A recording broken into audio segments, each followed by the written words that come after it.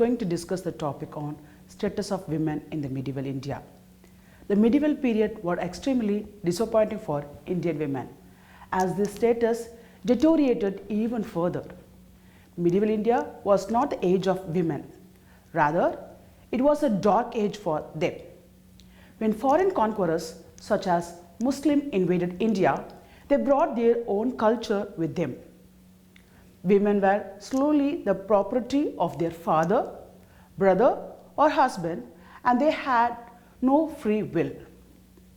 Women faced a variety of issues that led to a decline in their status, including child marriage, parda system, sati, jahar, and restriction on girls' education.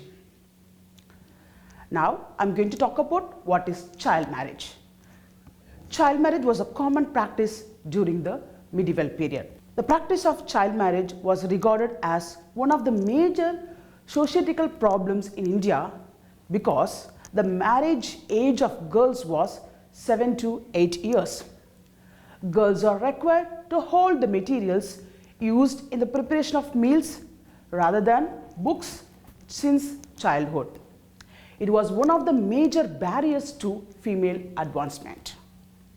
The next important problems which was faced by women, that was parda system. Women were urged to stay in parda. They were supposed to cover their faces. They are not given the freedom to live their lives in accordance with their aspirations and wishes due to the prevalence of the parda system. The parda system represents the seclusion of women from public observations through the use of clothing as well as high walled enclosures, screens and curtains in homes.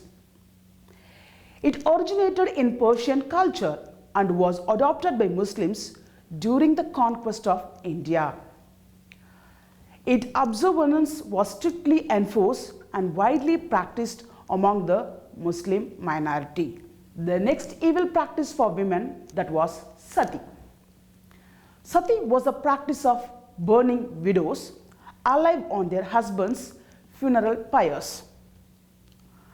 According to the ancient Hindu customs, the practice of sati symbolized the end of marriage. It is a voluntary act in which women accompany their husbands to their afterlife. The situation of widows has deteriorated in medieval times, and they were forced to give up their lives on their husband' funerals pyres. This practice resulted in the deaths of thousands of women in India. Even those women who were aspired to live and did not want to give up their lives on their husbands' funeral pyres were forced to do sati. The next evil practice was jahar. The Hindu practice of mass self-immolation of women or their execution by their husbands, fathers or brothers was known as jahar.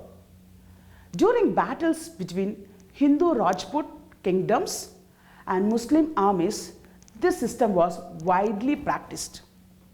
The primary goal of this practice is to avoid abuse and detention in the event of military defeat or capture. The another major problem which was faced by the women, that was restriction on female education.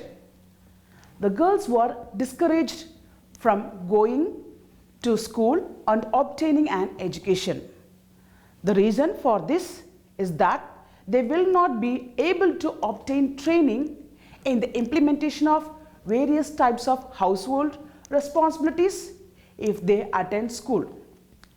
The parents thought that spending their financial resource on girls' education would be a waste.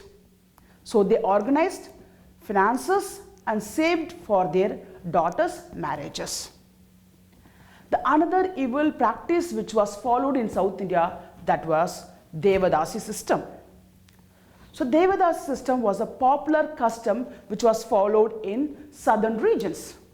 Girls were dedicated to temples in the name of gods and goddesses under this system. What is the meaning of Devadasi? Devadasi means servant of God. Devadasis were supposed to live celibate lives. The grants made to the temples satisfied all the needs of the Devadasis. They used to spend their time in temples worshipping God and singing and dancing for Him. To sum up this topic, women's social lives changed dramatically during the medieval period. Women's reliance on their husbands or other male relatives was prevalent during this time period. With no avenues for education, they effectively became the exploited classes with the disastrous consequences for themselves and the nation. Another reason for the decline in women's status and freedom was the desire of the original Indians to protect their women folk from the barbarous Muslim invaders.